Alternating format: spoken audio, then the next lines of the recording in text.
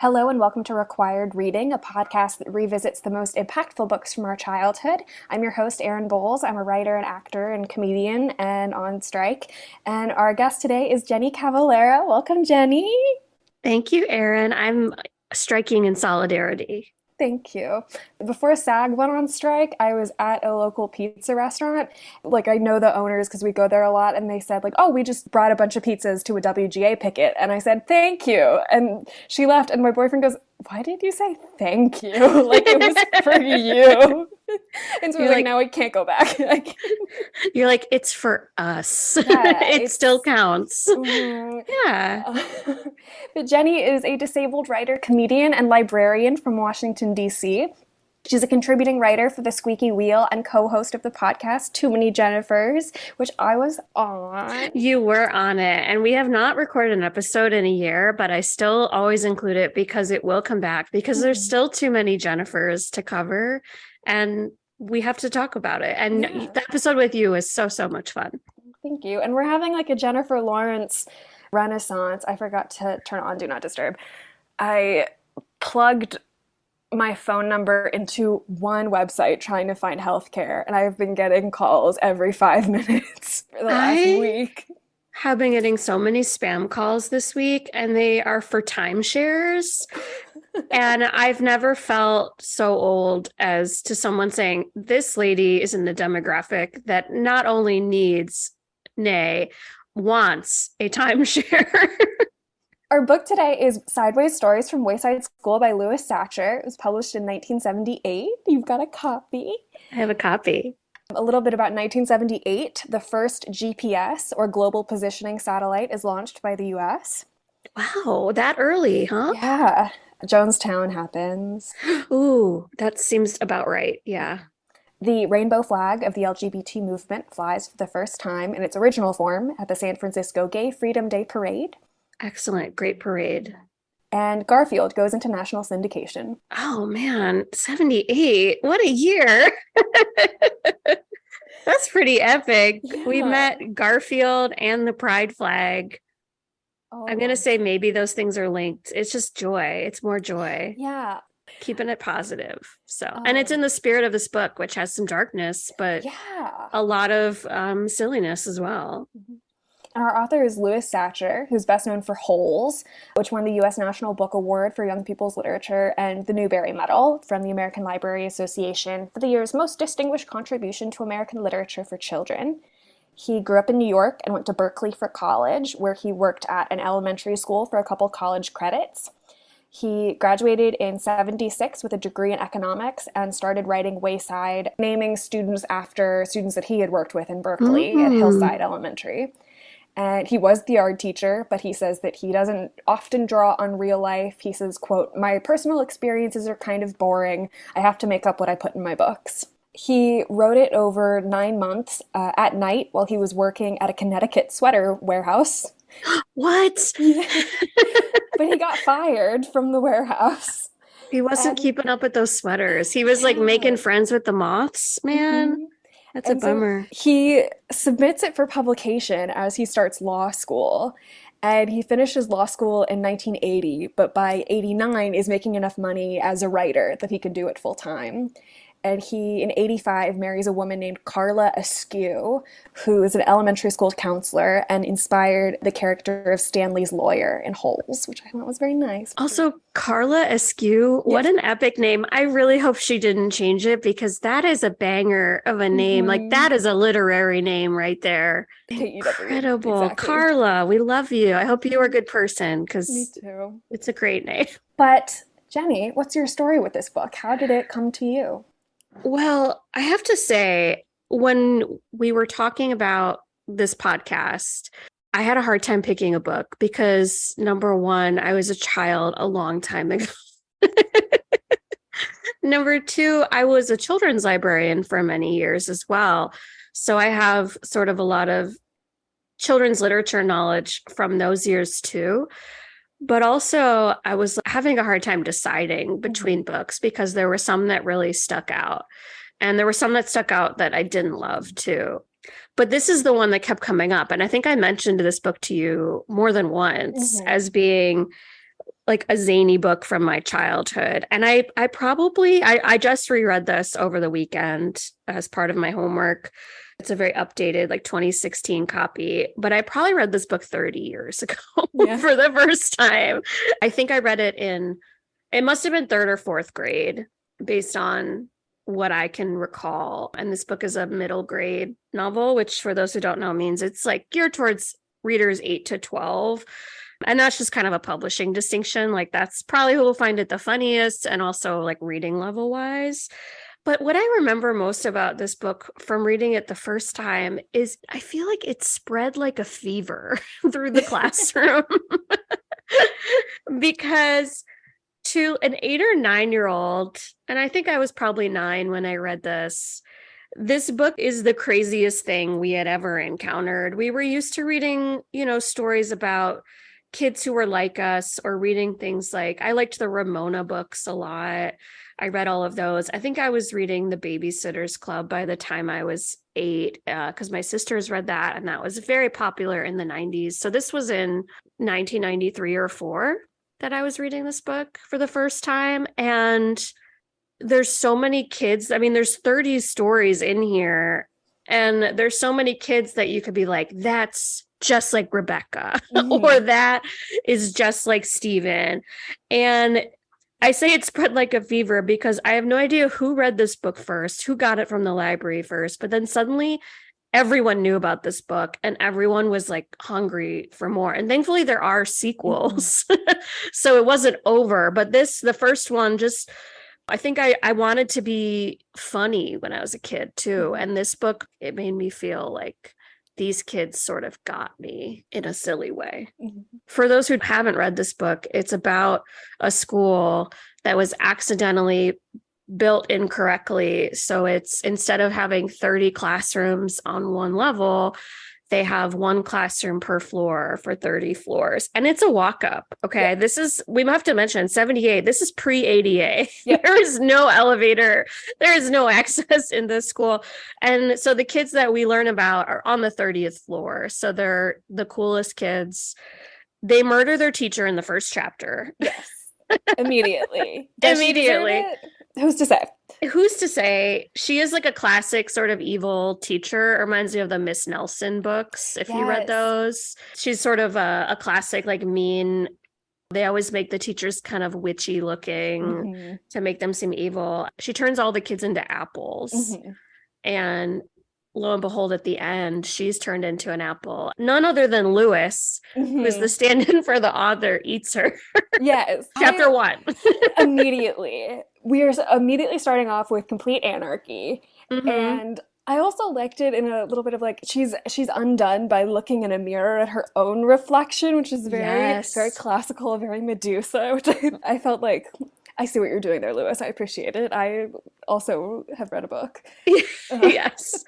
And I love that Lewis is the one who eats her. And he's introduced in that chapter as the yard teacher, which is not a term I was familiar with. And I actually looked up, I'm like, is he American? Is this a British term? But it means he's like kind of like the phys ed, like recess monitor guy. So he's kind of always in the background as a part of the stories, but he comes in a big way, which is by eating their teacher. When his character is introduced in that, I sort of had an immediate reaction of like judgment of like a self-insert character. Okay. But now looking at it as he's the one who eats her, it feels like he's like, I'll take the fall for it. If anyone, starts talking about what happened to Miss Gorf, I'll say I did it. I'll take that blame for the kids, he's the creator and the destroyer of the characters in this book. Yeah. And he's in several chapters. He also like catches a girl who's falling out the window. He's like the keeper of the playground balls and sort of like this friendly character because he's not the one having to discipline the kids either, which is always like the cool person at the school, right? It's like when you're 8 years old, who do you think is cool at your school? It's like the janitor, the lunch lady, maybe the librarian. It's not your like teacher who's making you do homework, you know? It's the support staff who aren't making enough money but are cool. And with Lewis, who is like a college student just trying to When he gives interviews, he's like, I thought it would be like 3 easy credits of like not being in class. So I did it. That's interesting. I tried not to look up too much about him, although his author picture, he's an older man. So I was picturing him as an old man wearing overalls with a rake, like sort of like Groundskeeper Willie, but less sinister, a little more friendly. And I don't know that I ever read Holes, actually. I grew up with the Disney movie, but I know I read this book and I never read Holes, Yeah. which would be a great episode to do one day. But I remember this book as being fun and silly and also like kind of sinister. And Yeah. there's an odd little undercurrent there. Yeah, it's like the school was built wrong and now things are going to go wrong to strange ends. Like on page 25 of my copy, there's an armed robbery of the Yes. class, which product of 1978, you would not have people bringing in guns to rob a classroom today. And it's on the 30th floor. So the robbers go up 30 floors to rob the students. And of course, they're kids. They don't have anything. Yeah. But they kind of feel special too. Yeah. It's Because- kind of something cool happened to Yeah. us. Yeah. It's like when a kid falls and breaks their arm at recess. It's all anyone can talk about for days. It's like something different happened today. It was traumatic, but we're going to talk about it for months, possibly years. I mean, the chapters, I read it on an ebook, and they're all like 3 or 4 pages long at the most. And they're all kind of lightly traumatizing in one way or another. Like, there's a lot of negativity and disappointment and frustration, which really surprised me in looking back on it. Yeah, and I think part of that is very real to being a child. Being a child is everything feels really devastating. And they try and do it in this humorous way where, you know, kids get their names written under discipline on the board. And there's one kid who's constantly having to go home on the kindergarten bus because he gets in trouble. And it's so sad. But then there's like this chapter about Sammy, who's secretly a dead rat in a bunch of raincoats. Terrifying. It's so scary and dark, and they just keep talking about how much he stinks, and they just keep removing these jackets, and it's a dead rat in the end. And there's an element of like, it was a dark and stormy night, and Yeah. there's lightning clapping, and Sammy is a very terrifying chapter. I found that chapter and Jenny's chapter the most unnerving. Jenny, let's talk Yes. about Jenny, because of Please. course I was thrilled looking back at this that there was a Jenny character, which honestly probably played into me liking this book. And Jenny's chapter, I think, is it's like the most Twilight Zone. Yes, absolutely. And I think it was the one I remembered the most of all of them. And all of them feel very dreamlike in that like the logic feels like not children's logic, but dream logic. Of like, I guess that makes sense. So I guess that's what we have to do next. Yeah, and we're reading a story about a school, so we're suspending disbelief that we're grounded in reality. But I mean, we know from the first chapter that we're not. But it's like we still forget it because it goes back and forth. In the Jenny chapter, first of all, Jenny is so cool. She comes to school in the back of her dad's motorcycle, which like, Yeah. do you get cooler than that? No, How did you get to school growing up? I was a bus kid. I was also a bus kid, yeah. But she shows up to school and no one's in the classroom and she's late because her dad has driven her on the motorcycle and she doesn't know what to do. So she starts doing her spelling homework, but it's all these really gruesome words. It's like mud and blood. And there's this sense of unease, like, where is everyone? Yeah. And then secret agent type men burst in with briefcases and they're like questioning her about what she's doing in there and why she's doing her spelling homework and wondering where all the other students are. And she's like, maybe they went on a field trip. And he's like, no, they didn't go on a field trip. And she's really, really worried. She starts crying. 2 more men come in and they're like, what does she know? What are we going to do? And in the end, it's just revealed it's a Saturday. Jenny came to school on a Saturday, and that's why no one is there. Yes. But it's this really intense, like, what would a kid do in that situation? Yeah. putting myself back into being, fourth or fifth grade, I think was when I read this. For all I know, maybe that is what happens on Saturdays at school. Like I wouldn't know, and I don't know what the adult world is like. So Yeah. it is absurd, and a lot of the stories are absurd, but I think, like you said, like childhood is so absurd that it could be real for all I know. And when things are outside of your routine, like if you had ever been to school on an evening for your choir concert and you walk by your classroom, there's something unsettling about it being dark and closed up, and it's very quiet. And there's something really scary about like going into the bathroom, all those stalls Yeah. and no lights. And why wouldn't someone be coming to bust you? I don't know. Can we talk about the names in this book, though? Absolutely. Because, oh my gosh, right off the top, one of the main things I remembered from this book was who I thought was the coolest girl in the universe, which was BB Gunn. Hmm. She's an early chapter. Her name's just BB Gunn, and she draws pictures at like a mile a minute. Hmm. She's a fast draw. She's a fast draw. And not only does she have like a cool name, which if you know what it is, you feel very grown up, but I guess a BB gun, kids know what those are, but I didn't have one growing up.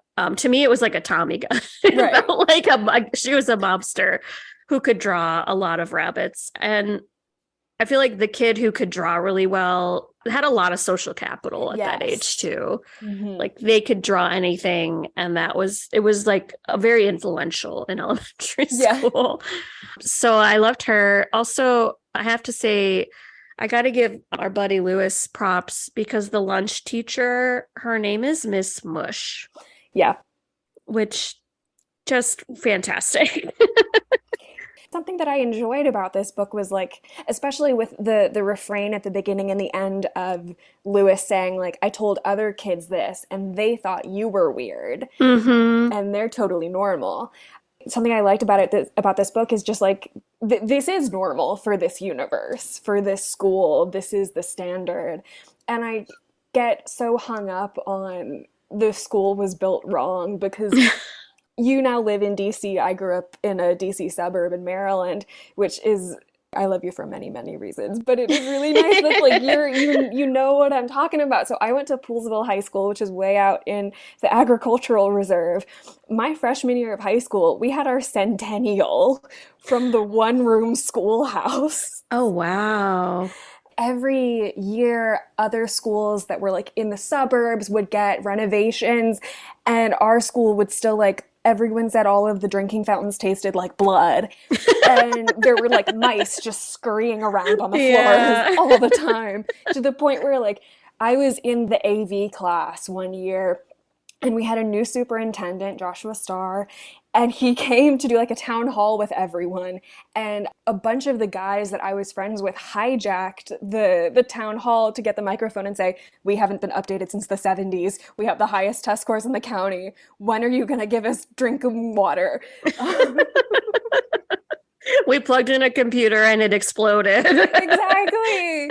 Like there was one program that like went on field trips all the time, and so I wasn't in that program, and we got jealous a lot. And when you would talk across the programs, they'd be like, guys, we're just going to the swamp next door. Like, that's all we're doing. But they had a special bus that was like in a cage in the back of the parking lot that looked really terrifying.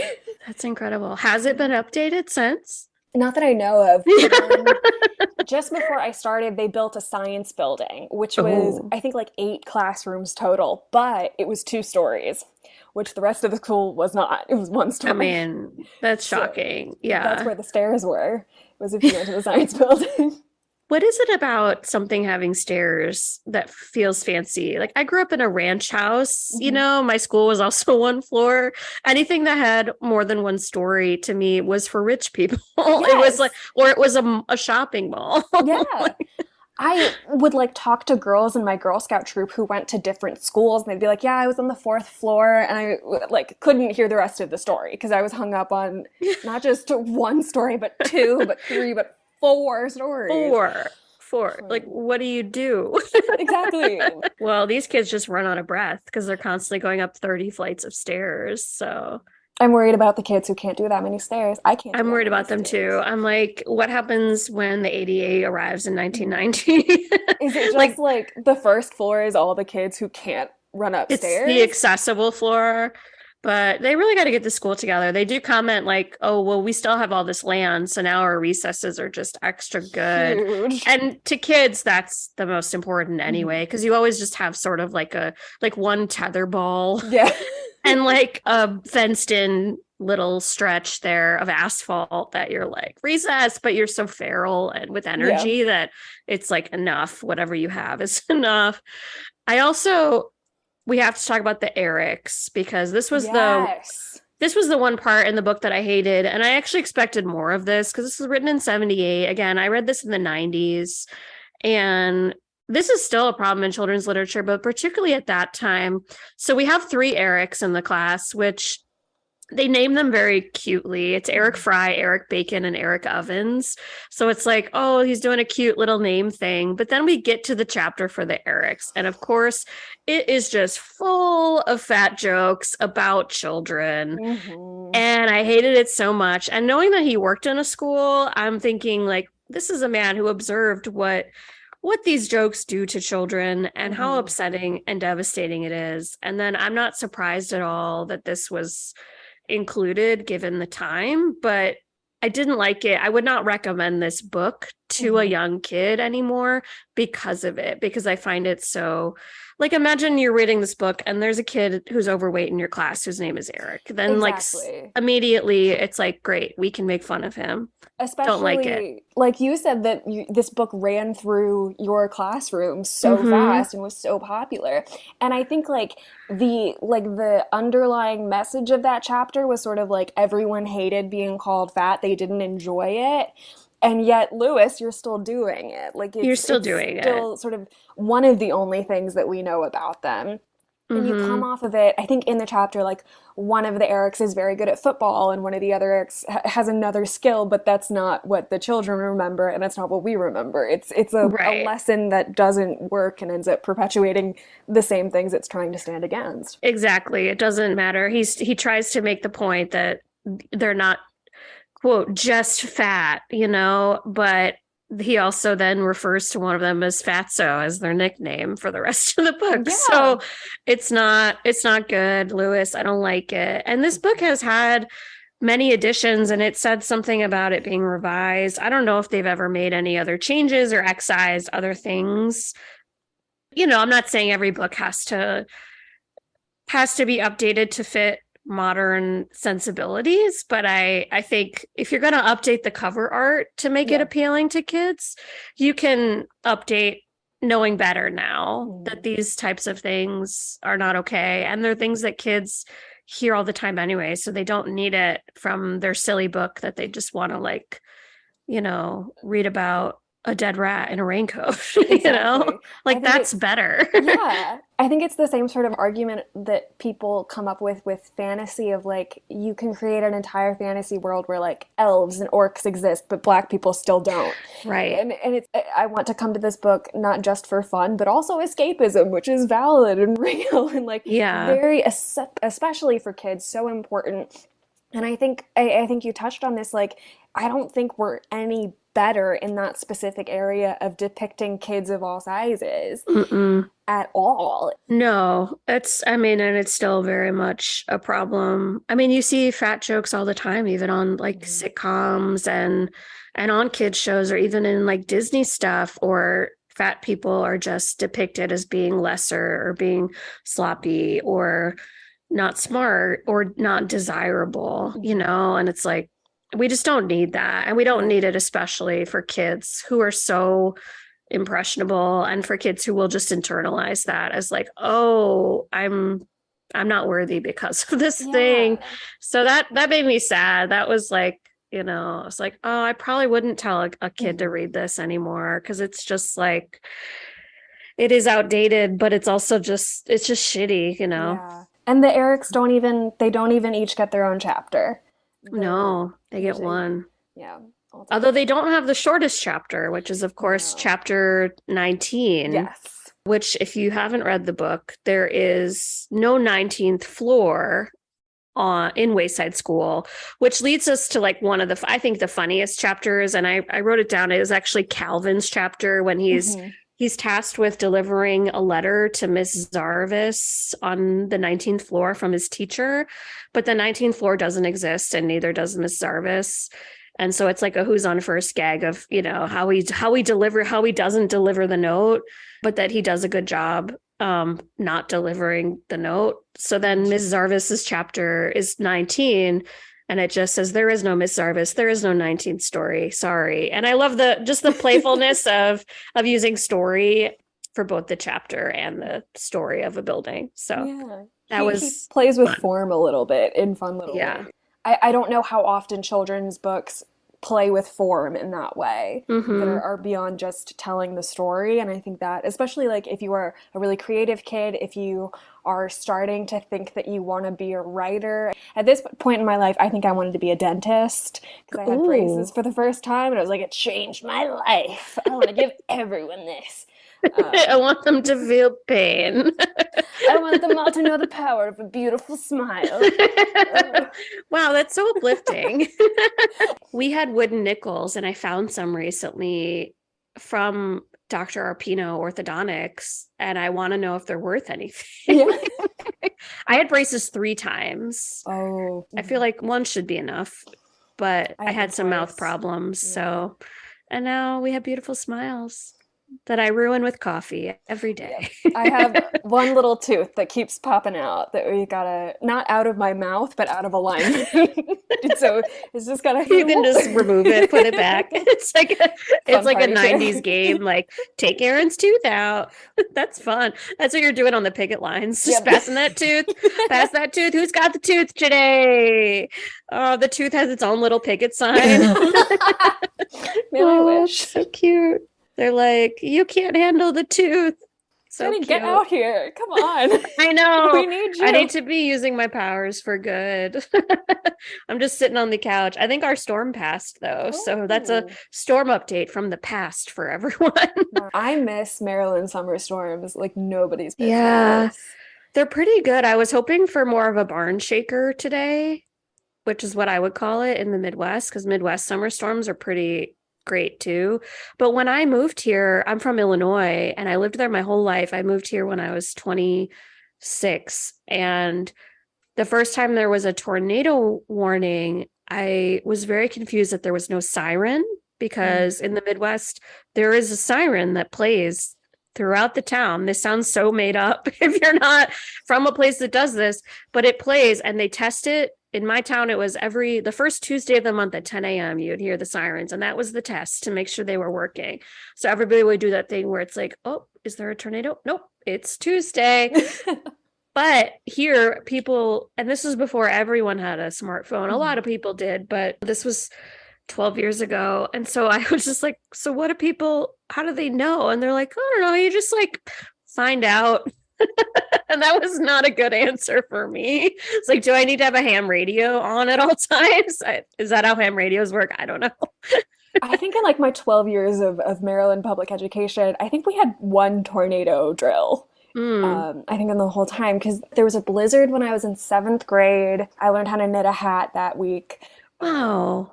I think my first year of college, I was back home visiting, and we had an earthquake that cracked the Washington Monument. Yes, that was right before, I think the year before I moved here. People still talk about it. It was such a non-event. It was like everyone came out of their house into the street and was like, was that what an earthquake was?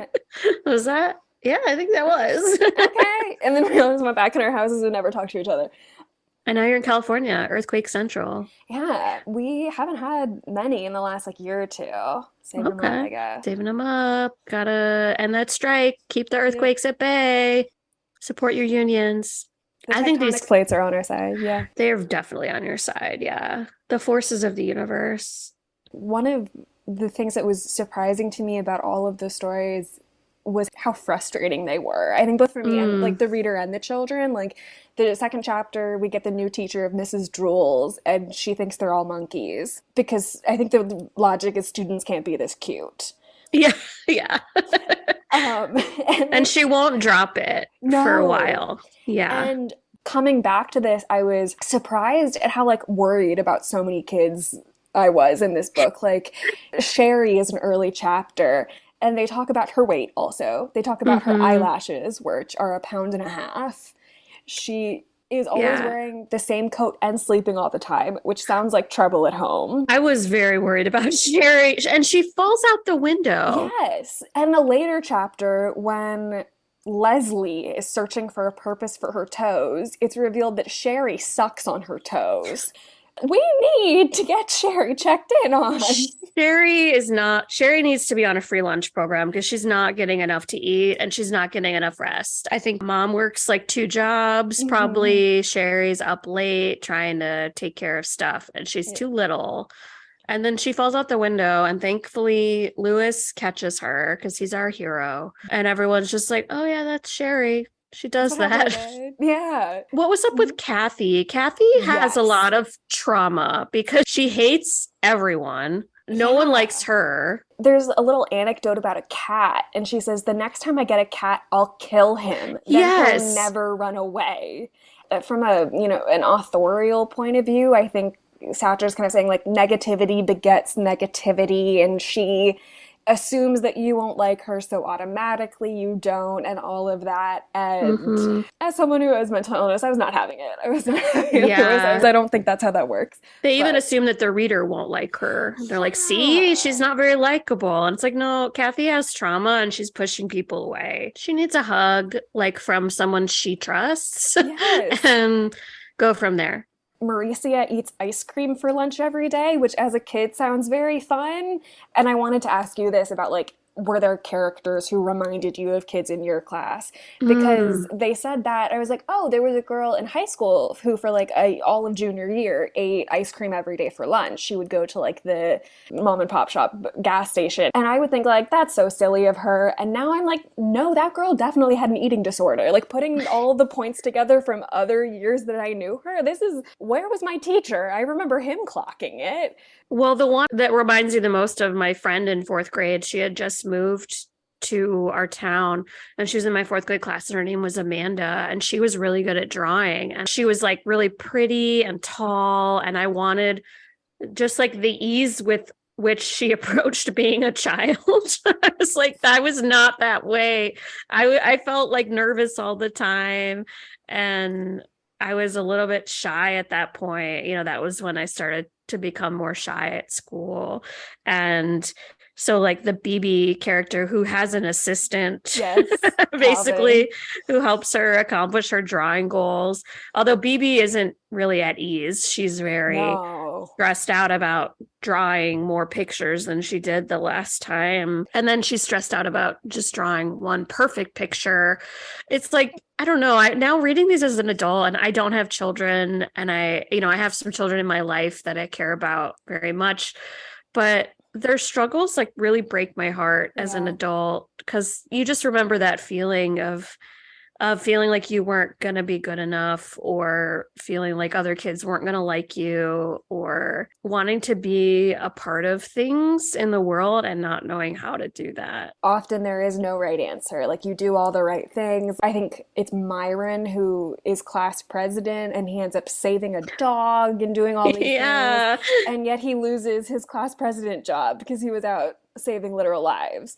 Yeah. And it's the summer of Barbie and there's no right way to be a woman, but maybe also there's few right ways to be a child. Yeah, man, Myron, that was a touching chapter because he loses his presidency because his only job is to turn the light on and off at the beginning and end of the day. And he misses it because he's saving his classmate's dog.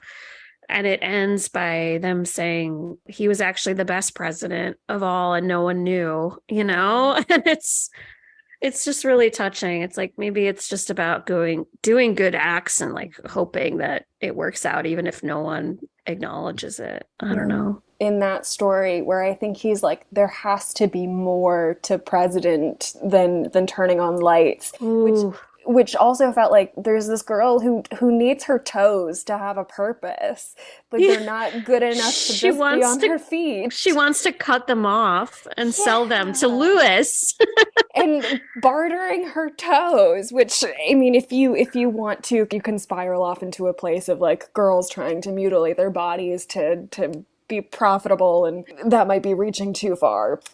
Yeah, So, feeling like everything that you do needs to have a purpose and a place, or else it's not worth anything. She's like, my hands, write stuff and hold things. And what do my feet do? What do my toes do? and These the sweet teacher should babies. have, You but can stretch them. I did notice that there were a few moments where they talk about, it was Rondi who's missing teeth and Dana who has glasses. And Hmm. both of their intros sort of felt like finding beauty in like what is typically considered defects. Yes. So like, That was really touching, especially 78. Like wearing glasses was not a mainstream cool thing yeah. to do. It was not, I wasn't around then yet, but even, in the 80s and 90s, it was like people would just call you Four Eyes or whatever they wanted to. And I thought that was a really lovely depiction of like, yeah, no, this just makes her even better. And so then it makes it disappointing when you get to the Three Erics chapter, because you're like, Lewis, you know how to do better. You know how to lift these kids up and make them feel good in their bodies and brains. And then he just says, never mind. We're not going to do that. Yeah, because I don't think I ever like got bullied or anything for my glasses, but I remember having I got them in third grade. And Me I remember too. having, I remember so much anxiety about going to gym class and breaking them, which is funny because then in ninth grade I did break them in gym class. My very good friend was trying to send me a volleyball, and it just and it was also connecting again to Wayside. It was the day of our Halloween party. Oh my gosh. Yeah, there's a chapter about Halloween where no one else dresses up, even though it's the Friday before Halloween. Halloween's on a Sunday. And I'm like, yeah, obviously you would dress up on Friday. This kid's right. What are you talking about? Why are we not all taking the opportunity to dress up? We're children. Exactly. Do they ever say what grade they're in even? I don't think so. I assumed like third or I mean it's elementary, but I assumed Yeah. third or fourth. That's what I assume too. And I think I assume that because of who it's written for, because usually Right. it's written for the audience that's depicted. But when I read this, and that was in like 93 or 4, I think we all assumed it was a new book because it probably had an updated cover. And it's that kid thing where if something's new to you, like no one else has ever heard of it. It's like, no, this book was like 15 years old already, but it does feel timeless in a way. The only sense you get that it's set a little further back is when she is trying to sell her toes, and the monetary value of like what 50 cents would buy you. Where she's like, it's a lot more. So you're like, that's not a great deal, but back then, but everything else feels very timeless, which is smart. There's no other like cultural references that would date the book. I got this sense that I don't think I really understood until now, but I think so many of the stories are about the things that aren't there, like about her teeth or about the 19th floor, or there's the ice cream flavor, or Sammy the rat. That makes a lot of sense. When you were a child, you were seeing it as the absence of adulthood. And I have yet to get to this point where everything will be different and better and more full and more real somehow. That was really beautiful, Erin. Thank you. Now I have to cough. You had to get that out, and then you had to cough the rest. Yeah. I love that. I love that Rondi has the story about her teeth, and I think halfway through Lewis tells her to smile, and she punches him in the stomach. It's like, yeah, good for you, man. Yeah. Good. That was a good moment. I liked that. Don't tell me to smile. No, leave me alone. We do have some strong characters, I will say. Like, I feel like the gendered stuff is not as heavy-handed as I would have expected from the 70s. Like, a lot of the girls are tough, and the boys aren't like stereotypical bullies, like they are often in kids' books. Yeah, I think the only like story that really touches on gender is Nancy's, about Nancy as a girl's name on a boy. Oh, yeah. But that's all about subverting gender. That was, I think, such a sweet story because I think Nancy and Mac like don't have conversations. They just see each other and kind of wave, and that they are friends before they even find out about this commonality about themselves. That Yeah. they both have odd names, and then they say, "You can have mine, and I can have yours," and Yeah. There's enough for everyone. Enough of it to go around. Enough dead rats to go around in this classroom for sure. amen. Are you going to read the sequel? Wayside School is falling down. I only read the first one, and I know I checked it out from the library, and I think I was in fourth or fifth grade. And this one detail I have been racking my brains for weeks. I went to 3 different elementary schools, and I think my fourth and fifth grade librarian was named Miss Mittens. And there's no way that could be right, but it feels so nice. That's stunning. I love that. I wish my name was Miss Mittens as a librarian. I definitely remember I read the trilogy that was out at the time because there's this one, Sideways Stories, and then Wayside School is Falling Down, which I think I remember liking even more, but it could have just been the name because that's funny. And then there was Wayside School Gets a Little Stranger. And now, according to the blurb on my 2019 edition, there's another one called Wayside School Beneath the Cloud of Doom. So I'm curious if it's always the same kids. Satcher says that he named some of the kids in this book after kids he knew. And I'm interested to know like what other things carry over from like what were the the little acorns that sparked some of these characters. I'm amazed how many of the names feel timeless too, because it's 70s, like some of them are more unique, but it doesn't feel dated from that perspective either. Like there's no like Betsy or maybe that would have been 10 or 20 years earlier. But of course there's a Jennifer. There should be more actually. That was one thing I didn't hate about the Erics is that there were like 4 Samuels, 2 Williams, 3 Charlies. I for some reason remember that very tenderly. All of the different ones that you had to differentiate between. Yeah, you'd be like, that's Amy F and that's Amy S. That feels like a little bit of a hug. Yeah. Aww.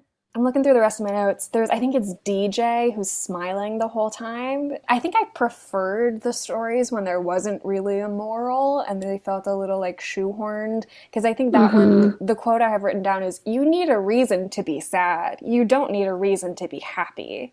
Which is like, I understand where you're coming from. However, let me talk to you about my mental illness. What if I don't want to perform emotion at all? What if I tried to be happy for one dinner and then cried for 5 hours afterward from the sheer effort? That sounds right. That sounds right. I appreciated that there was this sort of constant conflict of feeling not heard or misunderstood. Yeah, I think that's so being a kid.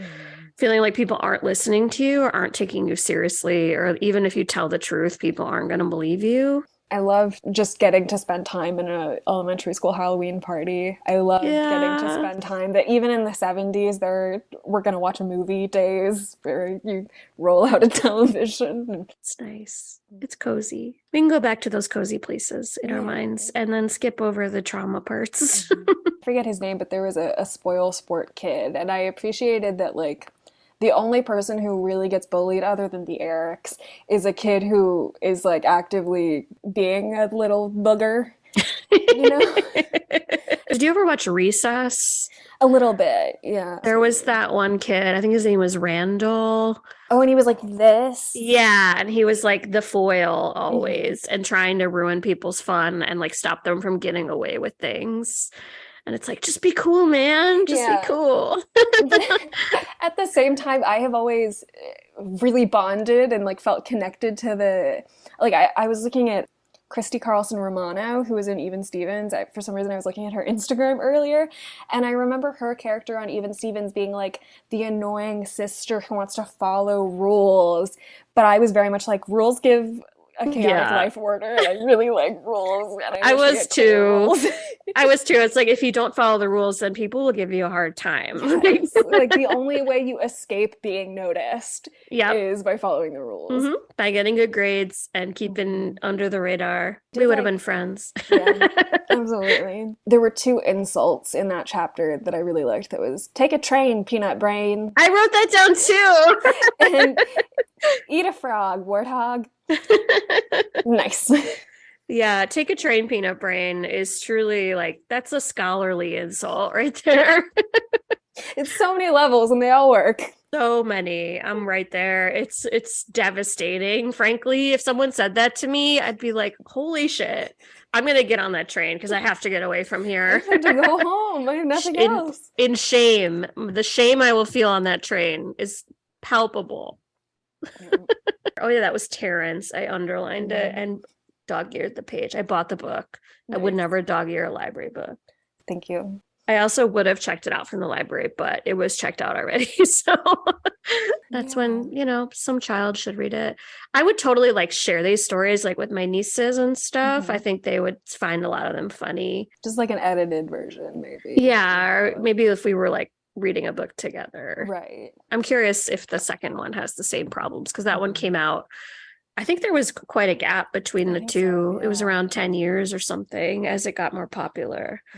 And there have been definitely books that are clearly inspired from this. There's a My Weird School series that came out, but that one is less. This one is short stories, which I think I liked as a kid too, because they're all connected and they all build on each other, but you can just read a couple and still enjoy it. How do you feel having come off of the whole experience of reading it again and spending time with it? I feel pretty good. I can see what I liked about it as a kid. I think it definitely informed my sense of humor at that age. Like the little bit of absurdity and like finding a little bit of glee when things just were sort of topsy-turvy and didn't make sense. I will say it held up better than I thought it would. So I'm gonna give it a B. You've kind of answered this question. Would you consider a required reading? Ooh. I'm going to say if we could excise the 3 Erics chapter, then yes. I mean, I read this in like probably 30 minutes, the whole thing. And I think it's fun. And I think the weird kids and the sort of more straight-laced kids would find it funny. Yeah. But I'm going to just excise because it's our podcast. We'll just take out, instead of there being no 19th story, there'll be no 22nd story. Yeah. We'll just take it out just for the good of the youth. You can even put a note of like, there used to be a story here and it was really mean to kids who were different sizes. And that's why we took it out. And we took it out because we don't like that. So I just hope Wayside School eventually became ADA compliant because that was right around the corner. We can hope. Maybe that's why it fell down. Maybe. I don't know. It wasn't structurally sound. They tried to put in a ramp and it was over. It was all the way up to the 30th story and it was more like a roller coaster. Yeah. I mean, that could be kind of fun. I'm thinking like of a mousetrap type situation. Oh man, yeah. Man, that was a great game. So good. It never worked right, but it was so good. And I remember being frustrated. I remember my parents being frustrated, but I want it back and I want to play it now. Yeah, you could. You could just build your own Rube Goldberg machine. Like you're on strike. You have some time. I'm making weirder crafts. Like I could. I'll send you some later. Please. I don't have any right now. I just have this plant that I'm killing accidentally. But I've gotten into making friendship bracelets, so I'll make you one and send it to you. Like Taylor Swift style ones with beads, not braided, because that's too much education for me at this age. I can't learn intricate braiding patterns, but I've been making them for people and giving them to them, and I'm not sure everyone likes it, but I'm just keep doing it. Yeah, it's not gonna hurt them. Just like, oh, I'm on your show and I'm going to put a little word on there that is from one of your jokes, and maybe you'll find that charming and nice. That's so sweet. We'll see. I think we're all just kids trying to make friends, Exactly. I have had a big nostalgia kick lately for summer camp, and that was one of the big essential pieces of summer camp was friendship bracelets. Yeah. The arts and crafts hut was my favorite, for sure. Yeah. For sure. Well, this has been lovely. Thank you so much for inviting me. Thank you for coming. This is really fun. It was fun to revisit and like get in touch with little Jenny and what she found fun. I'm so glad. That's the whole point. Yay.